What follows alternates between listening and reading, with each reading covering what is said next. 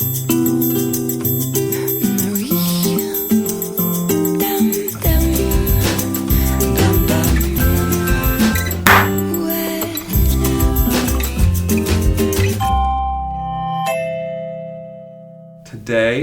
we're gonna dig deep. Damn, okay. Dig real deep behind all of Naomi's most iconic fashion photographs. I get nervous now. I just suddenly felt like I have to eat. So I'm going to eat an almond. So what's interesting, I think, from where I sit, is that I see these pictures and I have no idea, especially if they're from the 80s or the 90s, how boundary breaking they were. Okay. And there's a lot of people on YouTube and around the world who know Naomi Campbell, but they don't know the journey it's been. Okay. Here we go. The boundaries that have been broken. I was 18 years old. What's the story behind this? I asked for that cover. I felt like I deserved to have a cover. And I just happened to hear some of my colleagues say, "Can I have a cover?" "Yeah, sure, you can have a cover." I was like, "Can I have a cover?" "Oh, no." Well, question mark. I was like, "Why?" Why'd they say no? Because they actually were honest. At least they were honest and said to me, "We've never put a black girl on the cover before. We never really thought about it." This is the first time a black woman was on the cover of French Vogue. Yeah. And Yves Saint Laurent helped procure that cover for me. What did he do? I was signed to Saint Laurent for 3 years, and I told them what happened, innocently. Sweet Omi. Yeah. No, I am so pudding-faced. I've got blubber. You do not have blubber. Yes, I have pudding face. You do not have a pudding face. So Chubbawella. Oh, here's a great iconic Naomi Campbell moment. Oh, okay, there is a story behind this. So, 19 years old, staying with Christy. This is Herbert's home in Hillside. Christy's signed to Calvin Klein, and she's told that she's not supposed to appear in any pictures nude. So she wasn't allowed to be in this picture, but Christy came to pick me up, and Herb says, "Get in the picture." So she got in the picture because you've seen it with 4. Yeah. This is really the picture. You need Christy in there. Yes. Did you know when you were booked that it was going to be a nude group portrait? I don't look at the storylines. I'm like, if You I'm show committed, up. I'm committed. I just show up. But I'm always waxed and manicured, and I get there, and there's no clothes. Just an empty rack. Just accessories. Who shot this? Stephen Meisel. And what's the story behind it? This is Franca's black issue, and there's Leah, Cecily, and Jordan, and myself. Franca had this incredible idea to shoot an all-black issue with Iman, Beverly Johnson, Tyra, everyone's inside of it, and shot all by Stephen Meisel. I remember when it came out, she sold out immediately. Yeah. She had to go straight into second printing. And another printing. And it's a collector's item, the whole issue, and that to have in the 4. And I miss Franca. She had the balls to do it when nobody would. Yeah. She cared about the culture. She traveled very much in Africa. She was a UN ambassador. Right now, what's happening is partly because of her. And I know that she would be happy. This picture? That was here in Paris. Vivienne Westwood. No one had told me how to walk on the shoes. So basically, you just walk on your tiptoe and not on the heel. I put the weight on the heel too, and it just was not happening.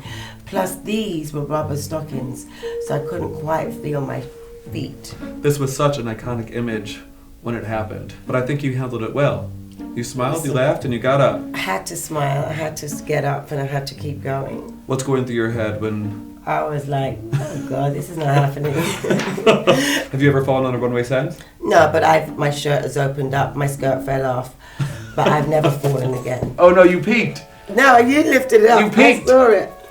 Okay, I'm just pretending. One of my favorite Naomi pictures. Linda Evangelista, Christy Turlington, Naomi Campbell in a bathtub. Here, in this hotel. In the Ritz? This is in Paris. This was on the 2nd floor on the other side, the Duchess of Windsor suite. What's happening here? It's after a Versace show. All the Versace shows were down on the pool. And after the show, Johnny gave a dinner. We'd all go up to Donatello's and we'd be like, okay, we're going out dancing. So this was in preparation to go out dancing. Now, what's interesting is who was in the room watching us take the Yes.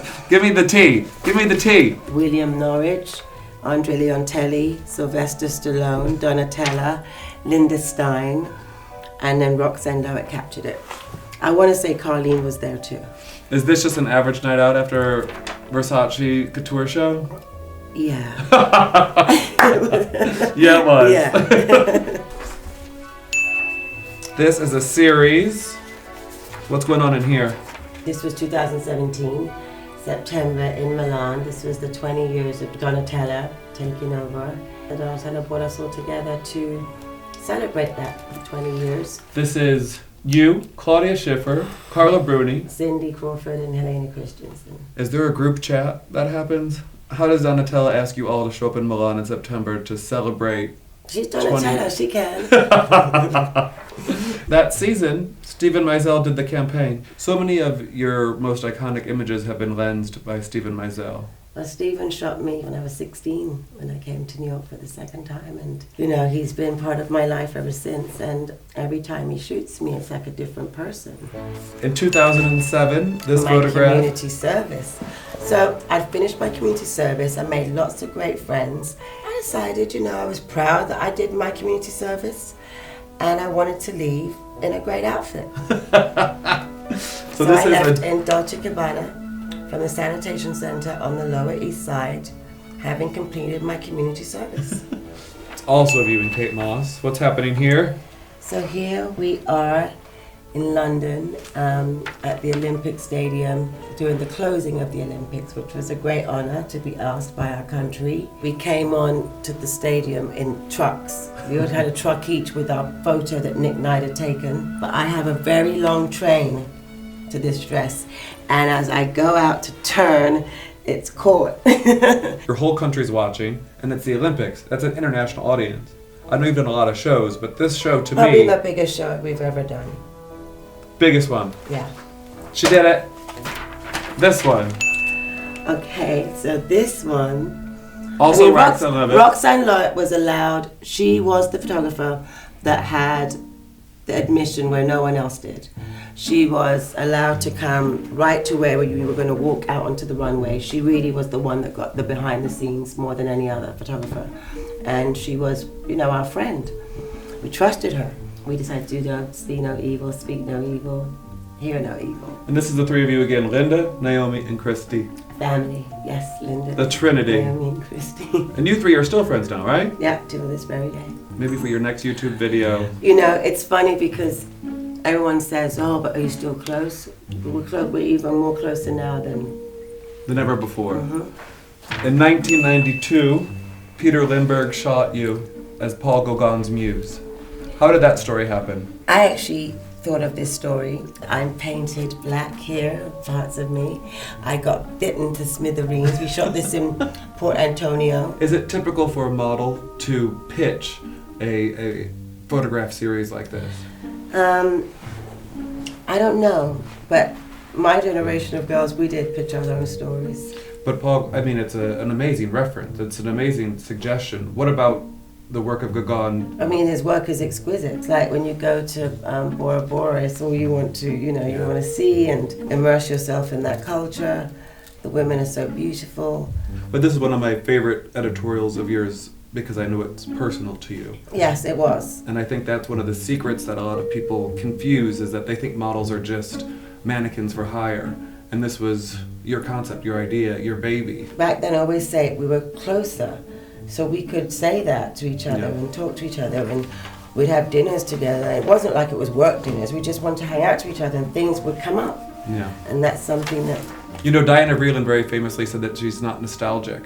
And I think there's something to be said about looking forward. Yeah, because I still want to be recreated in another way and in another photographer's vision. I want to see, it's a challenge to me to see how they're going to do me. It's curious to me, how are you going to make me look now?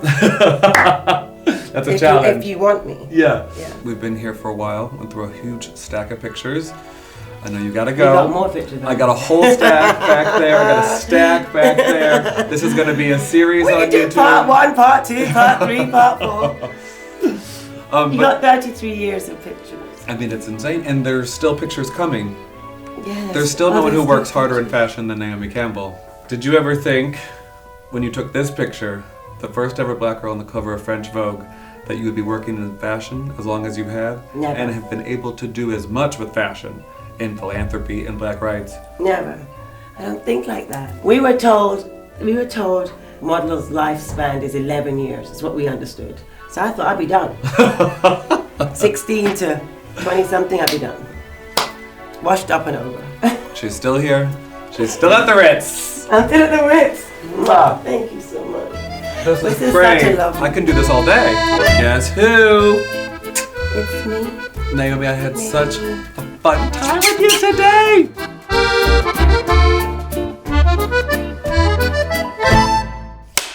Don't forget to subscribe to my YouTube channel, Being Naomi.